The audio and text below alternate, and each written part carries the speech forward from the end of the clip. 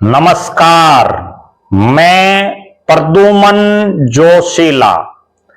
कल का दिन हरियाणा की राजनीति में बड़ा महत्वपूर्ण रहेगा और कल फैसला हो जाएगा कि हरियाणा में वर्षों तक राज करने वाले चौधरी भजनलाल के परिवार, उनकी विरासत को जो आगे संभाल रहे, उनके बेटे कुलदीप बिश्नोई और पोते भव्य बिश्नोई का राजनीतिक सूर्य उदय रहेगा। उनको कुछ भारतीय जनता पार्टी देगी या नहीं देगी, और कल का दिन यह भी तय कर देगा कि भव्य बिश्नोई और कुलदीप बिश्नोई भविष्य में राजनीतिक रूप से स्थापित हो पाएंगे, राजनीति में कामयाब हो पाएंगे, या उनकी राजनीति का दी एंड हो गया है। वीडियो में विस्तार से मैं आपको बताऊंगा। उससे पहले आप सभी दर्शकों से यह अनुरोध है कि YouTube पर हमारे चैनल को सब्सक्राइब करें, बेल आइकन घंटी का बटन अवश्य दबाएं, वीडियो को ज्यादा से ज्यादा शेयर करें, वीडियो को हाइप जरूर करें, अपने विचार कमेंट के माध्यम से जरूर लिखें। जो दर्शक निष्पक्ष, निर्भीक और स्वतंत्र पत्रकारिता में विश्वास रखते हैं, वो हमें निरंतर आर्थिक सहयोग जरूर करें। उसके लिए आप हमारे मोबाइल नंबर 94 166 74 472 9416 74472 पर गूगल पे या फोन पे जरूर करें। कल यानी 22 सितंबर वो दिन है जो कुलदीप बिश्नोई और उनके परिवार का राजनीतिक भविष्य तय कर देगा। 22 सितंबर को कुलदीप बिश्नोई का जन्मदिन भी है। इसी दिन वो जन्मे थे और कुलदीप बिश्नोई के जन्मदिन पर एक बड़ा कार्यक्रम आदमपुर में किया जा रहा है, जिसे जनहित दिवस समारोह का नाम दिया गया है। यह जो जनहित शब्द है, इसके अपने आप में बहुत बड़े मायने हैं, क्योंकि कई साल पहले 2007 में कांग्रेस से रुष्ट होकर के जब कुलदीप बिश्नोई ने अपने पिता चौधरी भजनलाल के साथ पार्टी बनाई, तो उस समय भी उस पार्टी का नाम हरियाणा जनहित कांग्रेस रखा गया था। यानी ये जो जनहित दिवस है, ये जनहित शब्द कुलदीप बिश्नोई की पार्टी में भी है। 22 सितंबर को उनका जन्मदिन है। उसके कुछ ही दिन रोज 6 अक्टूबर को चौधरी भजनलाल जी की जयंती है। सबकी नजरें इस बात पर थी कि कुलदीप बिश्नोई और उनका परिवार चौधरी भजनलाल जी की जयंती पर कोई बड़ा कार्यक्रम करेगा। लेकिन जयंती से पहले ही 22 सितंबर यानी कल कुलदीप बिश्नोई जी के जन्मदिन पर एक बड़ा कार्यक्रम आदमपुर में रखा गया है। और यह जो कार्यक्रम है, इस कार्यक्रम को लेकर के बाकायदा भव्य बिश्नोई जो हैं, उन्होंने अपने सोशल मीडिया प्लेटफॉर्म पर पोस्ट भी डाली है। पहले मैं आपको यह बता देता हूं कि चौधरी भजनलाल का राजनीति में कितना बड़ा नाम रहा, कैसे राजनीति की शुरुआत की और आज क्या हालात है। एक आम और साधारण परिवार से आकर के चौधरी भजनलाल ने आदमपुर से चुनाव लड़ा, और जब पहला चुनाव उन्होंने लड़ा, उस समय किसी को यह उम्मीद नहीं थी कि यह युवा, यह नौजवान हरियाणा ही नहीं देश की राजनीति में एक बहुत बड़ा मुकाम हासिल करेगा। लेकिन चौधरी भजनलाल ने पहला चुनाव लड़ने के बाद कभी मुड़ करके नहीं देखा, और आदमपुर में लगातार अनबीटन रहा उनका परिवार। पहली बार 2024 में उनका परिवार आदमपुर से हारा है, और ना केवल आदमपुर से, खुद चौधरी भजनलाल जीते, उनकी धर्मपत्नी श्रीमती जसमा देवी विधायक रही, कुलदीप बिश्नोई विधायक रहे, कुलदीप बिश्नोई की धर्मपत्नी रेणुका बिश्नोई विधायक रही और कुलदीप बिश्नोई के बेटे भव्य बिश्नोई विधायक रही। यानी एक परिवार के 5 शख्स आदमपुर की जनता ने विधानसभा में भेजे। और चौधरी भजनलाल अकेले आदमपुर नहीं, करनाल से सांसद रहे, फरीदाबाद से सांसद रहे, हिसार से सांसद रहे। उनके बेटे कुलदीप बिश्नोई भिवानी से सांसद रहे, हिसार से सांसद रहे। पुत्र वधू रेणुका बिश्नोई हांसी से विधायक रही और बड़े बेटे चंद्रमोहन बिश्नोई कालका और पंचकुला से विधायक रहे। इतना बड़ा राजनीतिक हो रहा। और उसके बाद चौधरी भजनलाल जी के निधन के बाद लगातार कुलदीप बिश्नोई और उनका परिवार राजनीति में डावाडोल और ऊहापोह की स्थिति में रहा। लगातार इस तरह के फैसले लिए गए कुलदीप बिश्नोई और उनके परिवार द्वारा, जो कुछ ही समय बाद गलत साबित हुए। 2024 के लोकसभा चुनाव में कुलदीप बिश्नोई ने खूब जोर आजमाइश की लोकसभा की टिकट के लिए, बात नहीं बन पाई। चौधरी देवीलाल के बेटे चौधरी रणजीत सिंह टिकट लाने में कामयाब रहे। विधानसभा चुनाव हुआ।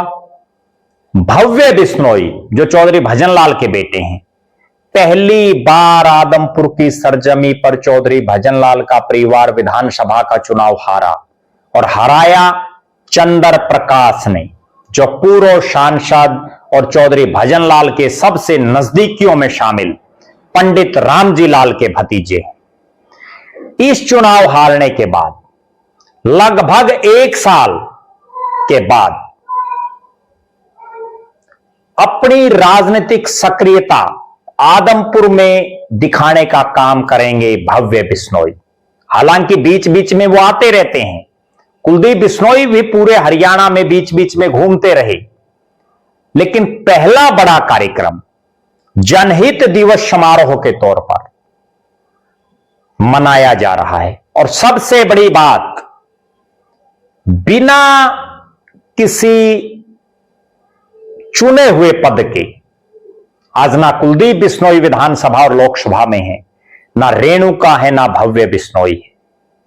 और यह पहली बार ऐसा हो रहा है जब चौधरी भजनलाल के परिवार में आदमपुर हारने के बाद हालात और परिस्थितियां ये हैं कि हर तरफ से ये सवाल उठने शुरू हो गए कि जो कुलदीप बिश्नोई अपना गढ़ नहीं बचा पाए, वो हरियाणा भर के नेता कैसे बन पाएंगे।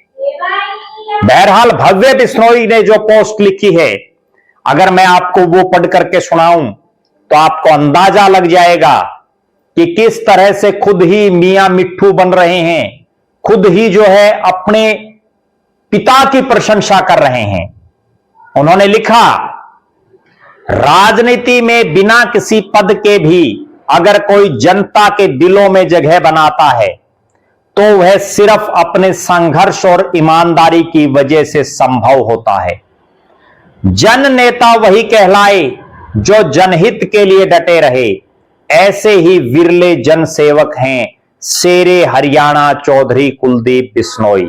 भव्य बिश्नोई जी की पोस्ट में पढ़ करके सुना रहा हूं आपको। उन्होंने आगे लिखा, 22 सितंबर को उनके जन्म दिवस को जनहित दिवस समारोह के रूप में आयोजित किया जाएगा।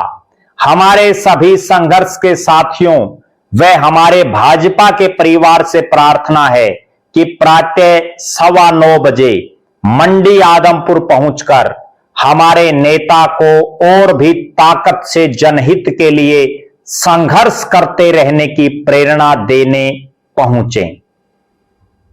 और जो उन्होंने एक पोस्टर रिलीज किया है उसमें भी बाकायदा, मैं वो भी थोड़ा सा आपको पढ़ करके सुना देता हूं, फिर आपको समझ आ जाएगा।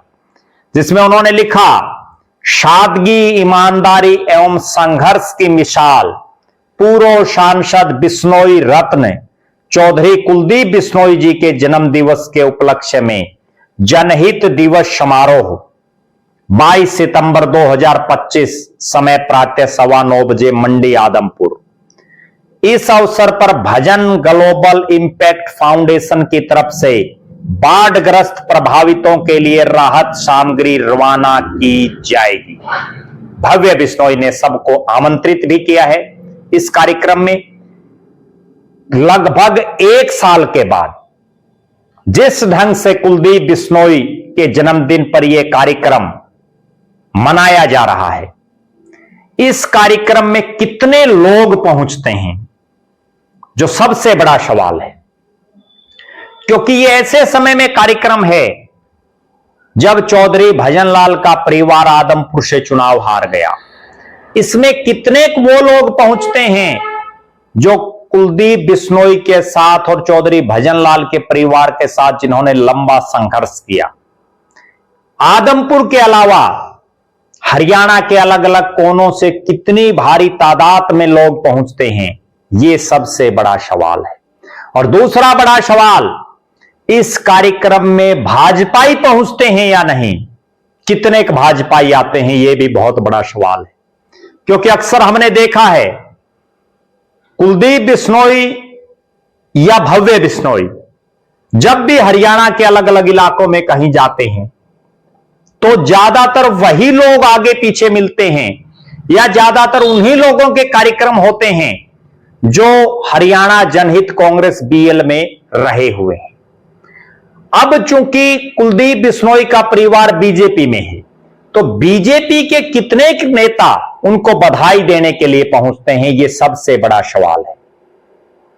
और दूसरा सबसे बड़ा सवाल, सीट हारने के बाद कितनी तादाद में आदमपुर के लोग पहुंचते हैं कुलदीप बिश्नोई को बधाई देने, भव्य बिश्नोई को साथ देने। हमारी नजरें इस चीज पर रहेंगी। आप दर्शक भी जरूर कमेंट करें कि आप कुलदीप बिश्नोई की राजनीति को कैसे देखते हैं। आप जरूर कमेंट करें कि भव्य बिश्नोई के राजनीतिक भविष्य को आप कैसे देखते हैं। और एक और बड़ी गजब बात यह है कि यहां एक जो शक्ति प्रदर्शन कुलदीप बिश्नोई का परिवार करने जा रहा है, इस शक्ति परीक्षण में कितने लोग आते हैं, यह फैसला करेगा कुलदीप बिश्नोई और भव्य बिश्नोई को बीजेपी कितना महत्व भविष्य में देगी। अगर यह कार्यक्रम सक्सेसफुल रहा, उम्मीद से ज्यादा भीड़ आई और हरियाणा के कोने कोने से लोग यहां आए, तो बीजेपी के ऊपर भी एक दबाव बनेगा कुलदीप बिश्नोई या भव्य बिश्नोई को कहीं भी एडजस्ट करने के लिए। क्योंकि आज हालात और परिस्थितियां ये हैं कि कुलदीप बिश्नोई और रेणुका बिश्नोई प्रदेश कार्यकारिणी के सदस्य तक सीमित हैं, भव्य बिश्नोई युवा मोर्चे के प्रभारी तक सीमित हैं।